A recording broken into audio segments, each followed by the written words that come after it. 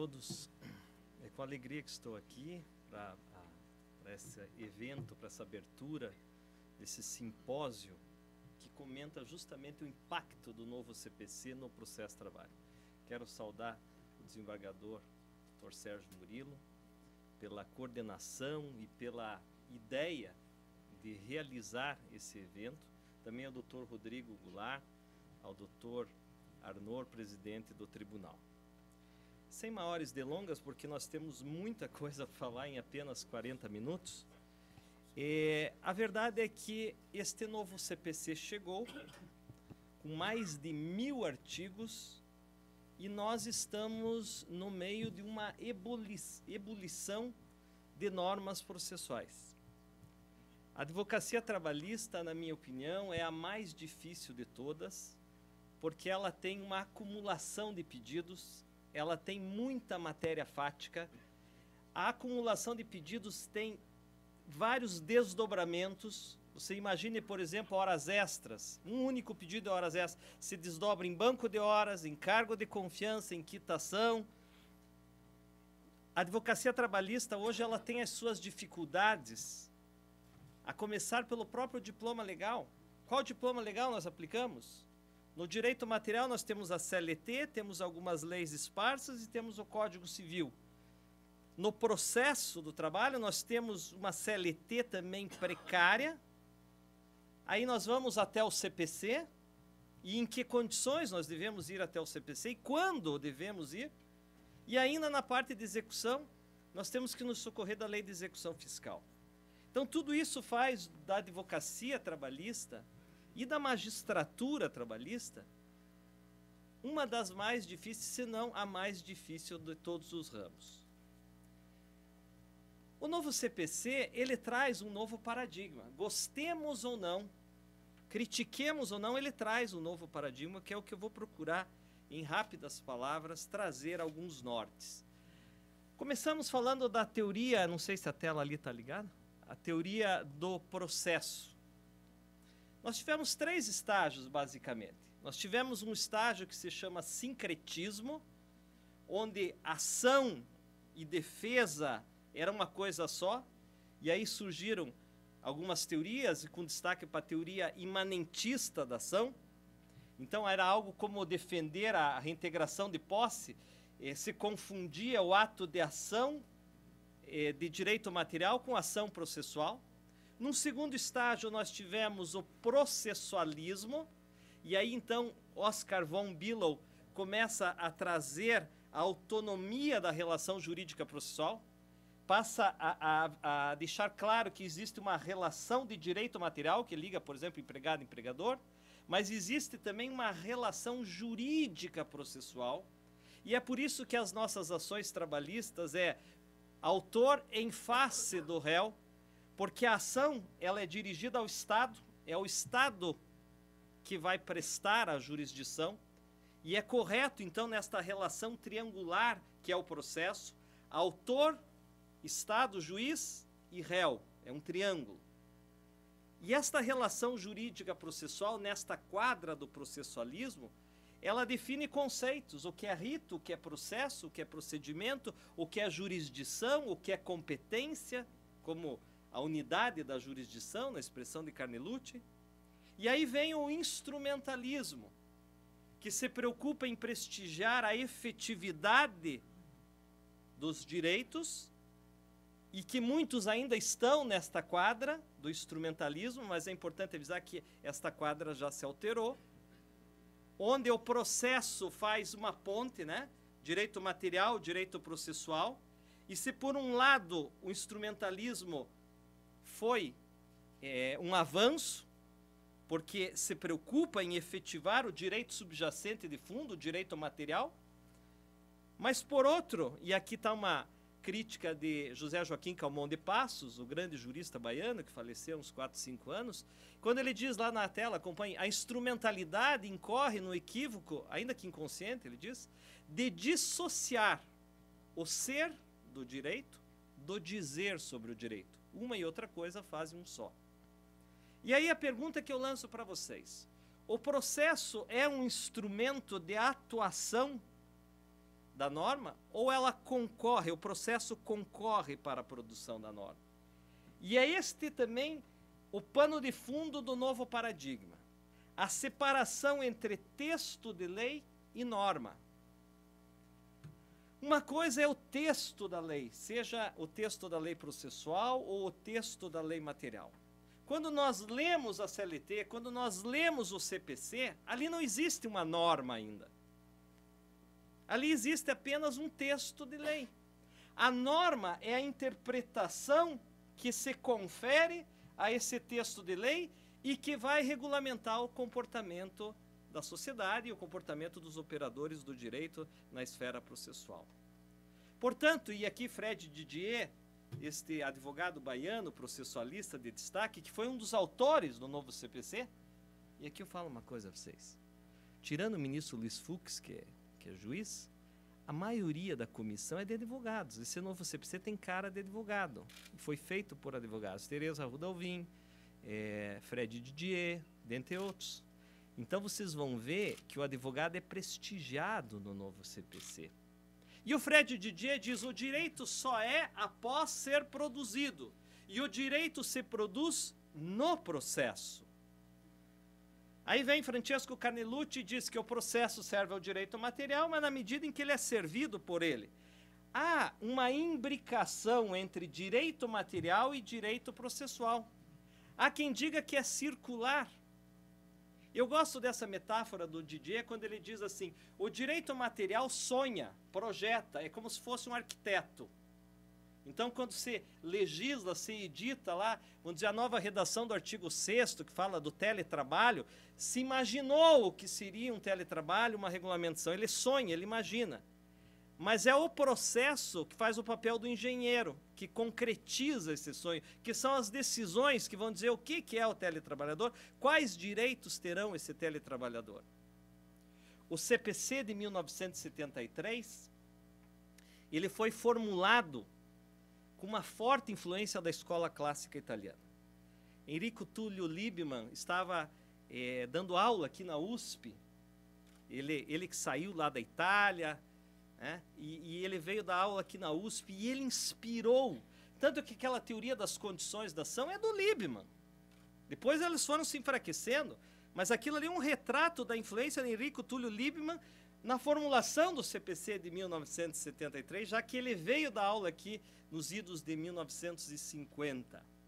Mas esse CPC de 73, que acabou esse ano, o ano passado, esse CPC de 73, ele foi construído por influência dessa escola clássica italiana, mas ele é interpretado nesta quadra instrumentalista. E aí chegamos finalmente na etapa atual. O que é a etapa atual? É o neoprocessualismo. O que é o neoprocessualismo? A palavra neo é novo. Então, é uma palavra, às vezes, meio mal usada, né? Tudo é neo, né? Tudo é novo. Mas o neoprocessualismo é porque ele revisita as categorias. Então, o conceito de jurisdição é revisitado, o conceito de ação, o conceito de jurisprudência. E eu até vou falar no final da exposição, aquela ideia, aquela noção que nós tínhamos de jurisprudência se alterou totalmente. Jurisprudência hoje é outra coisa. E esta nova quadra neoprocessualista, ela bebe da água de outra, que é o neoconstitucionalismo, que foi inaugurado no Brasil com a Constituição Federal de 88. E aí nós percebemos que na Constituição Federal de 88, artigo 5º, tem regras de processo. Por exemplo, respeito ao contraditório, ampla defesa, ninguém poderá fazer alguma coisa senão mediante a lei, meios ilícitos de prova. Reparem que lá no artigo 5º, nas cláusulas e garantias individuais, nós temos normas de processo. E também temos normas constitucionais no novo CPC.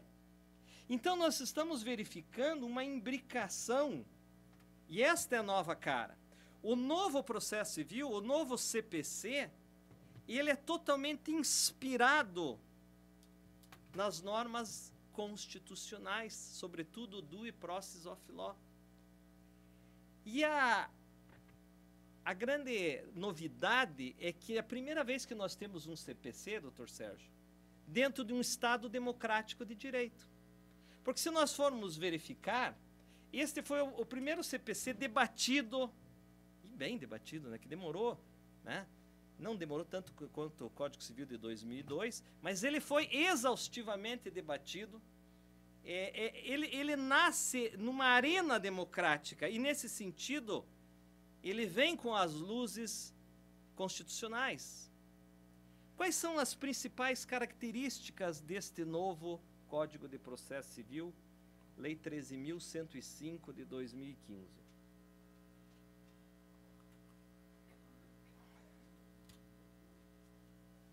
Prestígio aos valores da Constituição Federal. Já está lá no artigo 1º. Veja o que diz o artigo 1º.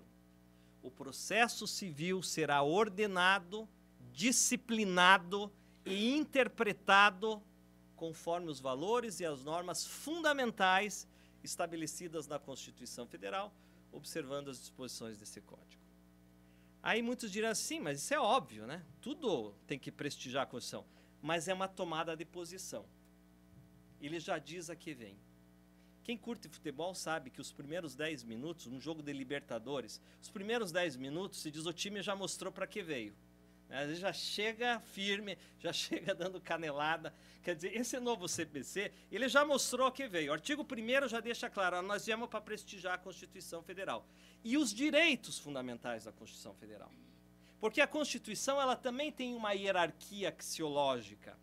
Dentro da Constituição Federal, nós temos alguns dispositivos que estão num grau de proeminência. Por exemplo, as cláusulas pétreas, que não podem ser tocadas nem mediante emenda constitucional, artigo 60, parágrafo 4º, inciso 4º da Constituição Federal. Nós temos na própria Constituição uma hierarquia de valores, que são os direitos fundamentais. Uma segunda característica deste novo CPC, a colaboração das partes, dos sujeitos, e a cooperação dos órgãos judicantes. Há uma conversa entre a Justiça do Trabalho com a Justiça Comum, com a Justiça Federal. Há uma conversa entre os órgãos do Judiciário do Brasil com o dos Estados Unidos, e que se diga Operação Lava Jato, né? Nós verificamos uma comunhão, uma colaboração, uma cooperação, não só dos sujeitos, mas dos órgãos judicantes nacionais. Aí está no artigo 67 e artigo 26 do novo CPC. Existe uma preocupação no aprimoramento da jurisdição.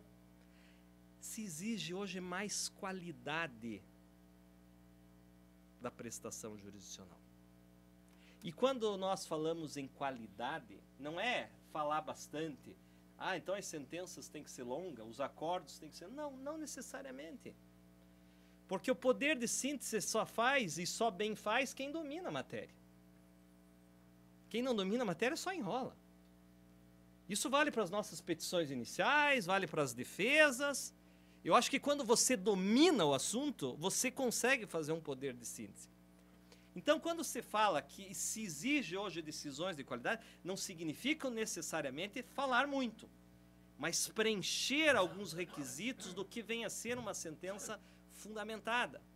E esse aprimoramento da jurisdição traz algumas novidades, como, por exemplo, a regulamentação do Instituto do Amigo da Corte, ou chamado amicus curiae.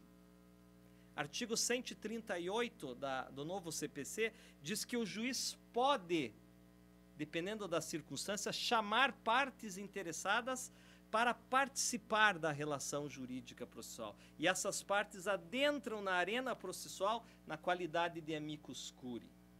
A introdução da audiência pública. Recentemente eu tive no TST, numa audiência pública, onde o ministro Cláudio Brandão, que estará fazendo o encerramento hoje, num incidente de julgamento de recursos repetitivos, o divisor dos bancários, está na hora de julgar, né? Porque travou tudo também esse negócio, né? Meu Deus do céu. Vamos cobrar dele. Vamos cobrar dele, porque travou tudo lá. Tudo que é ação de bancário tem divisor, daí está tudo parado lá. Mas a gente fala isso para ele depois, né? E aí o que ele fez? Ele, na condição de ministro, ele suscitou um incidente de julgamento repetitivo. Tem o de demanda repetitiva e tem o de julgamento repetitivo lá no TST. E aí ele abriu uma audiência pública, um edital dizendo às partes interessadas, que representam bancários, banqueiros, podem vir falar no dia tal. Eu me inscrevi lá, fui lá defender os bancários. E muito interessante. Então veja o aprimoramento da jurisdição. Casos de relevância, eu chamo partes interessadas para vir debater. Se eles vão nos ouvir ou não, aí já é outro departamento, mas que eles chamaram, eles chamaram. E nessa perspectiva, até mesmo o princípio do livre convencimento motivado do julgador, ele sofre uma alteração. Vejam na tela ali a redação antiga e a nova, a parte sublinhada. Pela antiga, o juiz apreciará livremente a prova. Pela nova redação, o juiz apreciará a prova. Nós começamos a perceber que, de certa forma, diminui um pouco o poder discricionário do julgador. O juiz hoje ele tem mais requisitos. Nós vamos ver, e vai ter um painel muito interessante com o doutor Gunter e a doutora Lorena aqui, sobre a fundamentação da sentença, o famoso artigo 489, parágrafo 1º do CPC. Então, ao mesmo tempo, se exige muito do juiz, o que vem a ser uma fundamentação adequada, mas, ao mesmo tempo, também retira um pouco do seu espaço discricionário. Prestígio aos princípios e cláusulas gerais, a exemplo do Código Civil de 2002, que tem muitas cláusulas de abertura, conceitos jurídicos indeterminados, princípios, cláusulas gerais. Por exemplo, o Código Civil tem lá o artigo 421, que fala em função social do contrato. O artigo 422 do Código Civil fala em boa-fé objetiva. São cláusulas gerais. E agora o novo CPC também traz essas cláusulas gerais. A boa-fé processual. Veja, é uma cláusula geral. Nós podemos colocar muitas coisas na boa-fé, no princípio da colaboração, no princípio da cooperação. Há um alargamento do contraditório, e essa é uma das marcas. Alargamento, e aqui nós trazemos dois dispositivos, o artigo 9 e 10. O artigo 9º do novo CPC diz: não se proferirá decisão contra uma das partes sem que ela seja previamente ouvida. Então é vedada a chamada decisão surpresa, exceto em 3 hipóteses: tutela de urgência, tutela da evidência e tutela monitória. E aí veio o TST e edita a instrução normativa 39, que vai ser falada hoje pelo ministro Cláudio Brandão, às 4 horas, como encerramento, e que diz, o que o TST diz ao editar essa instrução normativa? Não se considera a decisão surpresa a que as partes tinham obrigação de prever. Então dá uma relativizada, e com acerto, no meu modo de ver. Ou seja, aplica isso ao processo de trabalho, mas deixando claro que não vai ser considerada decisão surpresa aquilo que as partes tinham obrigação de prever. O artigo 10, também um dos garotos propaganda do novo CPC, o juiz não pode decidir em grau algum de jurisdição com base em fundamento a respeito do qual não se tenha dado às partes oportunidade de se manifestar, ainda que se trate de matéria sobre o qual deva decidir de ofício. E aqui que está a novidade também, porque pelo CPC de 73, se fosse matéria que o juiz pudesse dar de ofício, ele não precisaria abrir prazo para as partes se manifestar. Agora, mesmo nessas matérias em que o juiz deva decidir de ofício, ele tem que necessariamente despachar, tendo em vista a possibilidade de se adotar na decisão o fundamento X, manifeste-se as partes. É mais ou menos o que já ocorre naquela OJ 142. A OJ 142, né, que diz que é passível de nulidade a decisão que vai dar efeito modificativo aos embargos declaratórios, que não conceder oportunidade de manifestação prévia da parte adversa. Geralmente, quando o juiz diz assim, nos termos da OJ 142, manifesta, você já sabe que vem bem bucha. Né? Quando o juiz está abrindo aquele prazo ali, você pode saber que ele vai dar efeito modificativo para a parte contrária. Você já diz, meu Deus do céu. Só que veja, Aí o juiz pode fazer isso só para atender um contraditório formal, né? Tem que fazer isso, senão é nulidade. Ou ele pode efetivamente ler a manifestação da parte contrária e dizer, puxa, será que eu vou dar mesmo? Porque, na verdade, na grande maioria das vezes, o juiz já sabe o que ele quer decidir. E aí depois ele acha um fundamento para encaixar. E eu não estou fazendo nenhuma crítica aqui, porque talvez se eu fosse juiz eu iria fazer a mesma coisa. Então o juiz, quando ele vai fazer audiência, eu vou dar e não vou dar. E daí ele arruma, bom, eu não vou dar por causa disso. Ele arruma um argumento para não dar. Mas o feeling dele é maior do que muitas vezes o próprio fundamento. Mas não deveria ser assim. E eu repito, eu não estou fazendo crítica a nenhum dos juízes. Eu estou dizendo que talvez, e bem provável, que se eu fosse juiz, eu também faria a mesma coisa. E aí nasce o despacho piu-piu. Essa expressão não é minha, doutor Sérgio. Eu achei ontem isso. TJ de São Paulo. Tem um juiz, abre aspas, lá da 7ª Câmara de Direito Privado, ele diz assim, o recurso se me apresenta inadmissível. Na técnica do CPC de 73, seria de imediato negado seguimento. Na técnica do CPC de 2015, há necessidade de manifestação do recorrente a respeito. O relator deve proferir o que estou chamando de despacho piu-piu. Piu-piu, e aí o juiz fala, é aquele canarinho do conhecido desenho animado Frajola. Toda vez que o pássaro antevia o ataque do gato, dizia, eu acho que eu vi um gatinho, né? E daí vinha o cachorro e liquidava o Frajola, né? Na circunstância do CPC, é como se o relator, à semelhança do canarinho, dissesse, eu acho que seu recurso é inadmissível.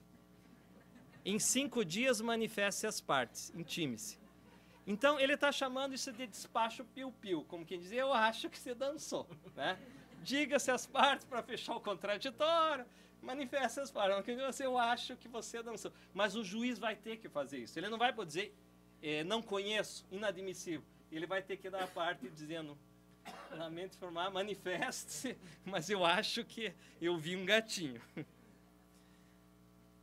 A fundamentação, ela tem que ser exaustiva, qualitativa e casuística. O Lênio Streck, ele usa uma expressão, ele é muito polêmico, o Lênio Streck, né? Eu tenho coisas que eu concordo com ele, tem coisas que eu não concordo. Ele é um dos algozes aí do Sérgio Moro, hoje nos debates, né? E ele diz que vivemos hoje o fim do solipsismo, do juiz solipsista. O que é o juiz solipsista segundo Lênio Streck? Solipsismo é uma corrente filosófica que diz que basta apenas a minha vontade e o resto é resto e só o que eu penso me basta. É uma corrente filosófica que não se preocupa com a interlocução com os demais ramos ou as demais escolas. E aí ele diz que hoje o novo CPC, ele esvazia a figura do juiz solipsista, porque o juiz hoje está mais atrelado a requisitos, a pressupostos.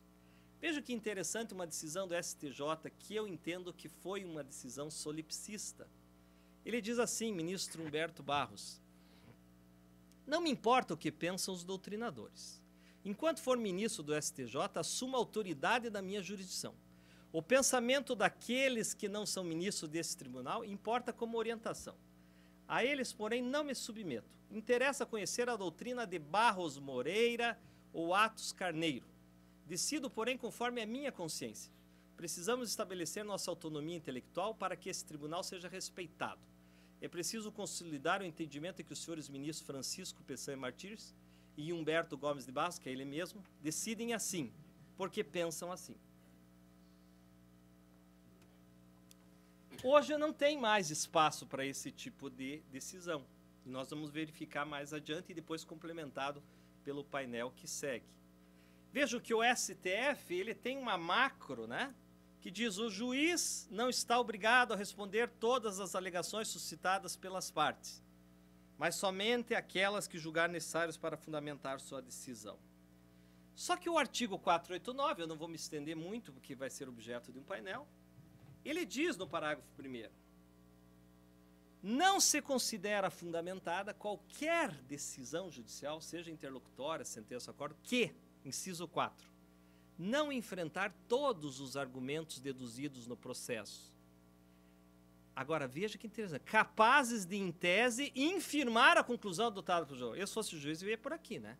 Não é todos os argumentos, mas aqueles que são capazes de, em tese, infirmar a conclusão adotada pelo julgador.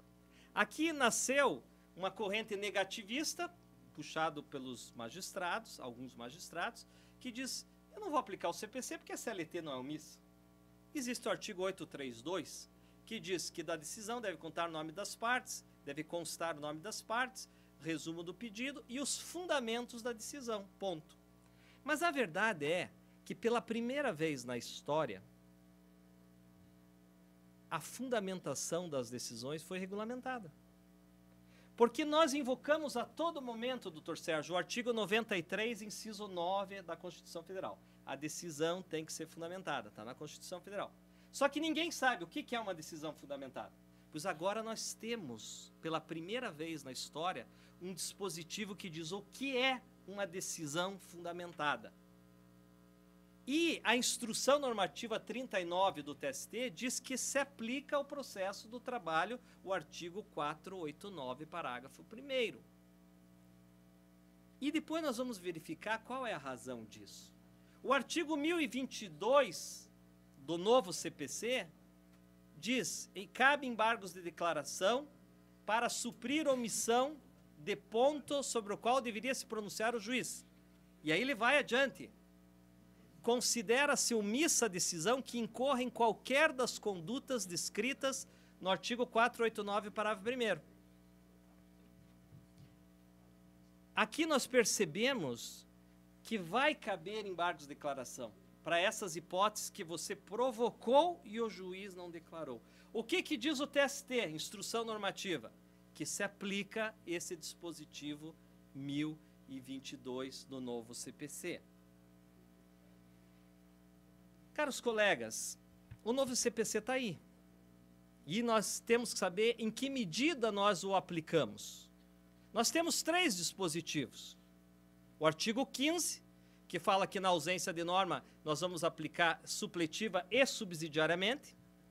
Nós temos o velho e bom 769 da CLT, que diz que nos casos omissos da CLT nós aplicamos de forma subsidiária, mas desde que a norma do CPC seja compatível. E nós temos o 1046, parágrafo 2º, que o ministro Dallazen gosta de lembrar, e com razão, que diz: permanecem em vigor as disposições especiais dos procedimentos regulados em outras leis, aos quais se aplicará supletivamente este código. Então veja que o próprio CPC, ele prestigia as disposições especiais, a exemplo da CLT. Diante disso, nós podemos dizer que o novo CPC se aplica quando houver uma lacuna total ou parcial. Exemplo de lacuna total: ação munitória. Quando eu tenho um direito calcado em prova escrita, um direito líquido, mas não numa sentença, numa prova, em termo de rescisão, que foi discriminado e não foi pago, eu posso entrar com uma ação munitória. A CLT é totalmente omissa, eu vou aplicar em cheio o artigo 700.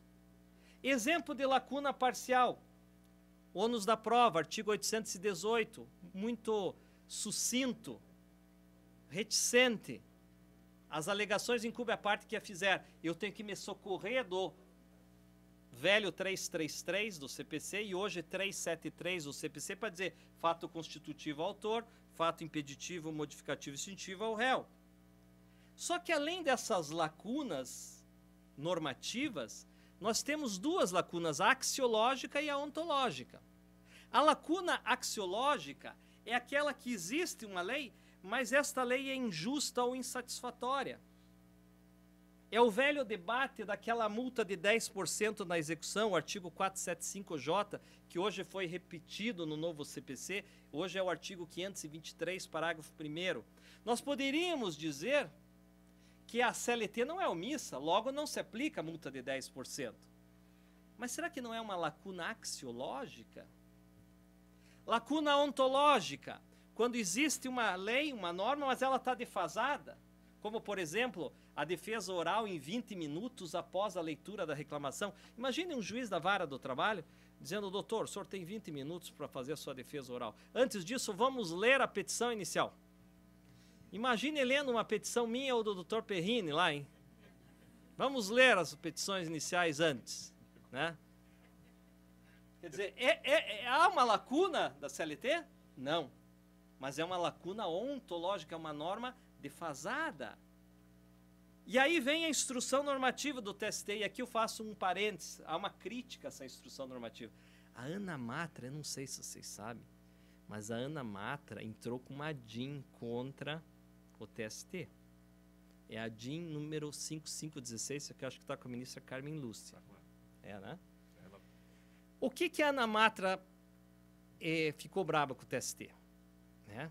Ela entende que quando veio o TST e edita uma instrução normativa, ela feriu 3 dispositivos, segundo a Ana Matra. Primeiro, está legislando sobre processo, e aí fere o artigo 22, só a União pode legislar sobre direito e processo de trabalho. Segundo, princípio da reserva legal. Ninguém poderá deixar de fazer alguma coisa senão é virtude da lei. O TST não é lei, então ele não pode dizer o que os juízes têm que fazer, porque ele não é legislador. Terceiro, independência dos juízes. Não cabe o TST dizer o que o juiz do tribunal ou da vara devem fazer. E ela diz que o TST poderia, quando muito, editar enunciados ou recomendações, mas não uma instrução normativa. Veja, o artigo 102 da Constituição Federal, ele diz que cabe a DIN contra a lei ou ato normativo. Somente contra a lei ou ato normativo. E aí eu pergunto para os senhores, instrução normativa, apesar desse nome, ela tem força de lei? Não. Ela tem status de lei? Não.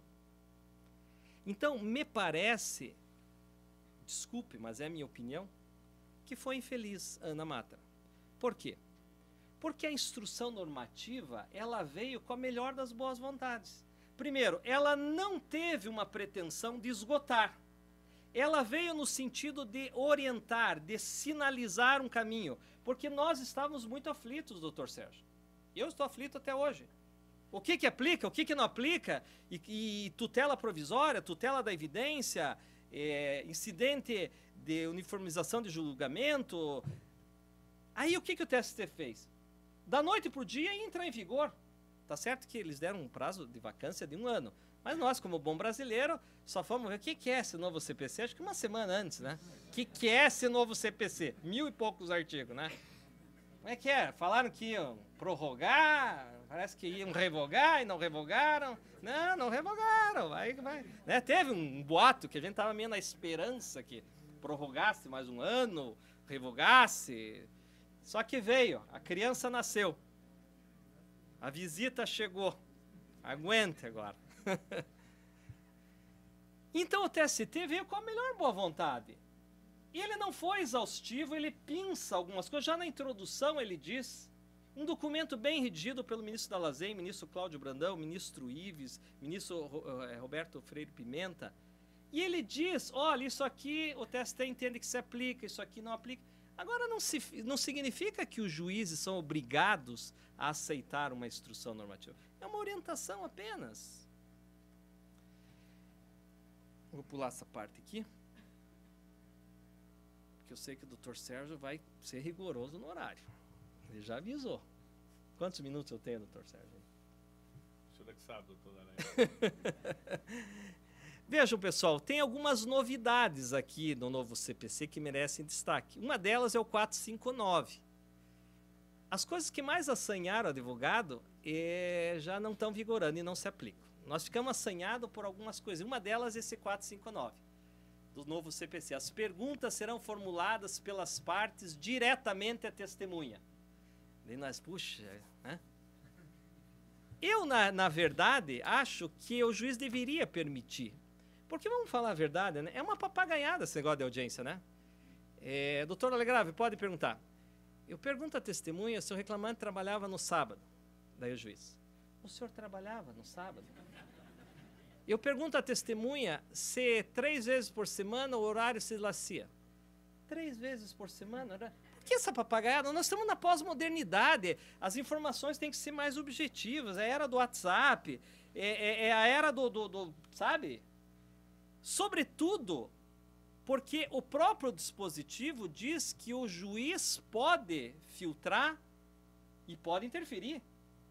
O juiz está no comando. Então vamos estabelecer uma certa dinâmica. Mas aqui, por uma questão de política legislativa, nós temos o artigo 820, que regulamenta a matéria. As partes e testemunhas serão inquiridas pelo juiz. Logo, a CLT não é omissa, nós não podemos aplicar o 459, mas nada impede que o juiz o faça. O juiz pode. Às vezes pega 2 advogados experientes. Doutores, pode perguntar. Pois não. Mais alguma pergunta? Eu me lembro quando eu fiz a audiência com o doutor Sérgio Sampaio, doutor Ricardo Sampaio. Isso aí vocês veem como eu sou mais antigo, hein? Eu fiz a audiência com o doutor Ricardo Sampaio. Alguém aqui já fez audiência com o doutor Ricardo Sampaio? O doutor Ricardo Sampaio, eu me lembro quando ele era juiz lá da 2ª Junta de Conciliação e Julgamento, lá da doutor Five. Pozzolo, cadê o doutor Pozzolo? Nós trabalhávamos juntos, doutor Pozzolo. O doutor Ricardo Sampaio, como é que você chegava lá cheia de 9 horas e script, né? Ele começava a audiência. Alguma pergunta, doutor D'Alegrave? Você nem começava. Mais alguma? Quer dizer, eu estava na 2ª, ele, mais alguma?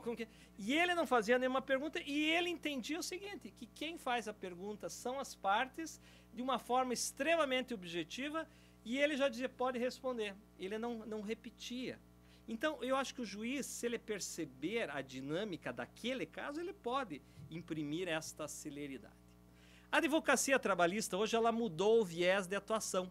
O advogado é mais ouvido, mas ele tem maior responsabilidade. E se preparem que vai haver mais punição e mais litigância de má-fé, assédio, e com razão. Porque isso é que nem quem tem filho adolescente, né? Quando o filho completa 18 anos, ele conquista o direito de dirigir. Mas ele também começa a ter uma responsabilidade maior que ele não tinha. E a mesma coisa para nós, advogados. A partir do momento que nós seremos mais ouvidos, nós teremos maior responsabilidade para dar conta deste poder que o novo CPC nos dá. E hoje o advogado, ele é mais estrategista. Ele tem que distinguir, que é o distinguish, ou ele tem que demonstrar se aquele precedente está superado ou não.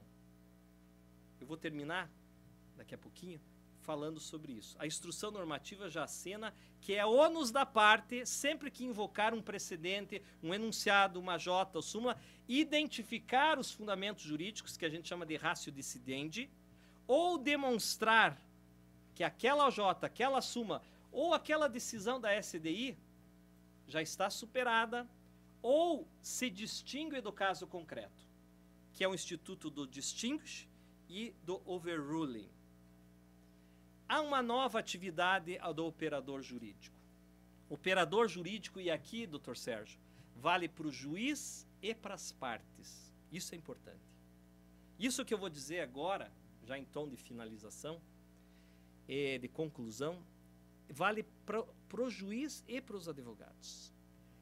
Hoje, o operador jurídico ele tem que, em primeiro lugar, identificar a ratio decidendi do precedente. Ou seja, qual foi a tese jurídica adotada. Nós tivemos uma ratio decidendi agora recentemente, falando que é possível acumular insalubridade com periculosidade. Uma decisão da SDI. Mas desde que com agentes diferentes, com causas de pedir diferente. Ou seja, não pode, assim, a radiação, ao mesmo tempo, é perigosa e insalubre. Não. Naquele caso, se ficar provado que a radiação que é perigosa, com mais o contato com pacientes infecto-contagioso que é insalubre, como são duas causas de pedir, 2 agentes, pode, nessa situação, acumular insalubridade e periculosidade. Aquilo é um precedente da SDI. Aí eu extraio a ratio decidendi e uso para situações análogas do meu caso concreto. Cabe à empresa, por exemplo, fazer o distinguish, dizendo, olha, quando o TST sinalizou para esse precedente, ele deixou claro que desde que sejam 2 causas de pedir distintas, e não o mesmo fator, sendo ao mesmo tempo insalubridade, não é o caso concreto, portanto não se aplica esse precedente. Então vejam que hoje A nossa advocacia vai ser nesse sentido. Eu identifico a ratio dissidente e verifico se ela se distingue ou não ao caso concreto. Agora, nós não podemos exigir identidade absoluta, porque, como diz Teresa Arruda Alvim, o que se exige é apenas relevantes semelhanças, é uma expressão dela, entre a ratio dissidente do precedente, seja da J, da súmula ou de uma decisão do TST, seja o caso concreto. Aqui eu faço rapidamente o que é ratio dissidente, que é a tese jurídica utilizada na decisão, o distingue-se, que é essa técnica de distinguir, o overruling, que é essa técnica de demonstrar que aquela J ou súmula alegada já está superada. Às vezes, e eu vou trazer aqui 2 casos concretos. Primeiro, vejam esse da tela. Instalação de câmeras no vestiário. Súmula 20 do TRT da 23ª região. 23ª região é Mato Grosso, né? Mato Grosso. E 24ª é Mato Grosso do Sul. Vejam, lá eles têm uma súmula 20 dizendo que cada vez que o empregador colocar câmeras no vestiário, é dano moral, porque fere a intimidade. Aí vejam o que diz o Aresto. Ele é bem didático porque nós estamos a dizer. A partir da Lei 13.015, a uniformização da jurisprudência, só deixa eu abrir um parênteses, além do novo CPC, nós temos a Lei 13.015, que é específica para o processo de trabalho, que regulamenta também o recurso de revista, os incidentes de uniformização de jurisprudência. Então, veja, a maior dificuldade nossa ainda. Nós temos que saber o que está na 13.015 e o que está no novo CPC. A partir da Lei 13.015, a uniformização da jurisprudência tornou-se uma obrigação formal dessa especializada, sendo impositiva a partir daí a observância interna corporis das suas próprias súmulas. O TRT tem que adotar suas próprias súmulas. A aplicação das súmulas, no entanto, não se revela um procedimento automatizado, sendo necessário avaliar, caso a caso, se a hipótese tratada aplica-se à situação em julgamento. E aí, o que... Vejam, o juiz aqui fez o distinguish. É por isso que eu falo, o distinguish não é só uma tarefa do advogado. O juiz aqui fez o distinguish para dizer o seguinte: neste caso particular, eu não aplico a súmula 20 do nosso tribunal, porque eu verifico por quanto fato gerador, olha o distinguish que ele fala, por quanto fato gerador do direito à indenização por dano moral em virtude da instalação de câmeras nos ambientes de trabalho, não ficou provada. Esse é o exercício que o advogado faz, seja do autor ou do réu, e o juiz também faz. E o overruling? O overruling, eu trago um exemplo muito interessante. Nós tínhamos até então a OJ 247, que diz que a despedida de empregados da Caixa Econômica, putz, não pode falar da Caixa, né? Do Correio, do Banco do Brasil, né? Eles precisavam ser motivados, esse ato. A pessoa se submeteu a um concurso público, e aí chega lá o gestor da agência e diz: manda embora esse cara. Pô, ele não é o dono da Caixa, ele não é o dinheiro dele que está em jogo, o sujeito se submeteu a um concurso público, aí por uma implicância o pessoal manda embora. Nós tínhamos uma OJ 247 que dizia: a despedida de empregados de empresa pública, sociedade de economia mista, mesmo admitidos por concurso público, independe de ato motivado para a sua validade. Que eu achava isso um absurdo, escrevi uma vez um artigo sobre isso, o Dr. Ney Freitas tem um livro sobre isso. Aí vem uma decisão recente do STF, 2013, Correios. Necessidade de motivação da dispensa. É parcialmente provido para afastar a aplicação do artigo 41. Se ele diz: ó, não estou dando a estabilidade do artigo 41. Exigindo-se, entretanto, a motivação para legitimar a rescisão unilateral desses empregados concursados de sociedade, economia mista e empresa pública. E do voto, porque nós poderíamos dizer: isso é específico do Correio. Mas eu faço questão de trazer o que diz o voto do ministro Lewandowski. O dever de motivar o ato de despedida dos empregados estatais admitidos por concurso aplica-se não apenas à empresa de Correios e Telégrafos, mas a todas as empresas públicas e sociedade de economia mista que prestam serviços públicos, conforme diversos julgados desta Corte. Aí vem um caso concreto, trabalhista, desembargador Marcos Neves Fava. O que ele fez? Ele fez o overruling, com acerto. Diz o Aresto, em 20 de março de 2013, no julgamento do RE tal, com repercussão geral do STF, fixou a tese de que é obrigatória a motivação da dispensa de empregado de empresa pública concursado. Tem-se, pois, que o entendimento da OJ 247 do TST foi superado, overruling, pela decisão da Suprema Corte. A reintegração ao cargo anterior não se dá em razão de eventual estabilidade do emprego. Por que eu estou dizendo isso? Porque às vezes você acha uma OJ, uma súmula, e diz, doutor, excelência, eu quero que julgue conforme a OJ, súmula. Aí o juiz fala assim, mas já está superada, teve uma decisão do STF, é uma questão de tempo para ela ser cancelada, ou o TST já mudou o entendimento. Então eu distingue a distinção do caso concreto e o overruling. Deixa eu finalizar aqui, porque eu vejo que o tempo urge. Eu quero dizer que hoje há uma evolução do papel do juiz e intérprete. Nós tivemos uma herança, né, de Montesquieu, separação dos poderes, legislativo legisla, judiciário julga. Hoje as coisas estão mais com interlocução. E o juiz hoje, quando ele interpreta uma lei, ele está criando uma norma. Isso que é importante. Norma jurídica hoje não é o texto da lei. Então, por exemplo, proibido o uso de biquíni. Imagine uma placa, proibido o uso de biquíni. Qual que é a norma que eu extraio desse texto? Proibido o uso de biquíni. Depende. Se eu estiver num restaurante à beira da praia, vai significar o quê? Não entrem aqui no restaurante de biquíni. Se eu estiver numa praia de nudista, o que significa proibido o uso de biquíni? Não entrem com biquíni, só entrem pelado aqui. Então veja, o texto da lei não significa a norma. A norma é o resultado da interpretação que o judiciário confere ao texto da lei. E é por isso que vem a força dos precedentes. E como as excelsas cortes, TST, STJ, STF, têm esta finalidade de criar uma unidade do direito, e vejam aqui, eu quero terminar com duas lâminas aqui, esta nova teoria dos precedentes, ela combate a injustiça de tratar desigual casos iguais. Olha, eu vou confessar uma coisa para vocês. Não existe coisa mais frustrante do que você ter casos idênticos e você cair na turma tal, você vai ganhar. Se cair na turma tal, você vai perder. A matéria é a mesma. Porque quando a matéria é fática, mas matéria de direito. Hoje a tendência é que com esses precedentes, com a uniformização da jurisprudência pelos tribunais regionais, nós vamos combater esta desigualdade. Os tratamentos vão ser isonômicos para casos iguais, falando matéria de direito, que matéria fática, aí é outra coisa. Casos iguais, tratamento igual. Esta é uma das vantagens da teoria dos precedentes. E aqui,